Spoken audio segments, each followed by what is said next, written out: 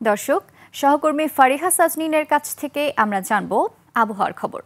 ফারিহা, আজ সকাল থেকেই আমরা আকাশে কুড়ি কুড়ি মেঘ দেখতে পাচ্ছি, তো এই আবহাওয়া নিয়ে আপনার কাছে আর কি খবর আছে আমাদেরকে জানাবেন। ধন্যবাদ নির্জনা। দর্শক, আজ 15 জুলাই 2025 তারিখে দেশের সর্বশেষ আবহাওয়া তথ্য থেকে আমরা দেখতে পাচ্ছি রংপুর, রাজশাহী, সিলেট ও ময়মনসিংহের অধিকাংশ জায়গায় এবং ঢাকা, চট্টগ্রাম, খুলনা ও বরিশালের দু এক জায়গায় অস্থায়ীভাবে দমকা হাওয়া সহ হালকা থেকে মাঝারি বৃষ্টিপাত হতে পারে। সেই সাথে দেশের কোনো কোনো জায়গায় মাঝারি থেকে ভারী বর্ষণ হওয়ারও সম্ভাবনা রয়েছে। বর্তমানে গাঙ্গেয় পশ্চিমবঙ্গ ও তৎসংলগ্ন বাংলাদেশের দক্ষিণ পশ্চিমাঞ্চলীয় এলাকায় অবস্থানরত লঘুচাপের প্রভাবে বাংলাদেশের উত্তর বঙ্গোপসাগর ও সমুদ্র বন্দর সমূহের উপর দিয়ে ঝড়ো হাওয়া বয়ে যেতে পারে।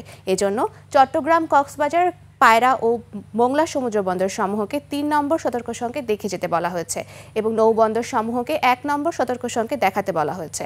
বর্তমানে বিশেষ কিছু অঞ্চলের তাপমাত্রা যদি আমরা দেখে থাকি তাহলে সিলেটে 31 ডিগ্রি সেলসিয়াস, ঢাকা ও খুলনায় 27 ডিগ্রি সেলসিয়াস এবং বরিশালে 28 ডিগ্রি সেলসিয়াস রয়েছে।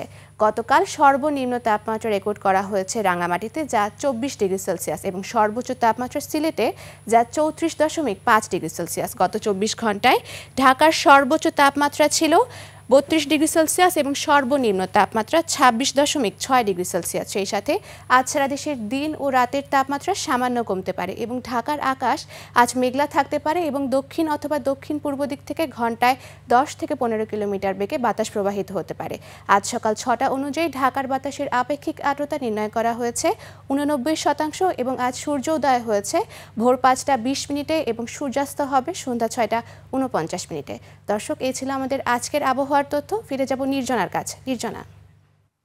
ফারিহা সাজনিন, ধন্যবাদ আপনাকে।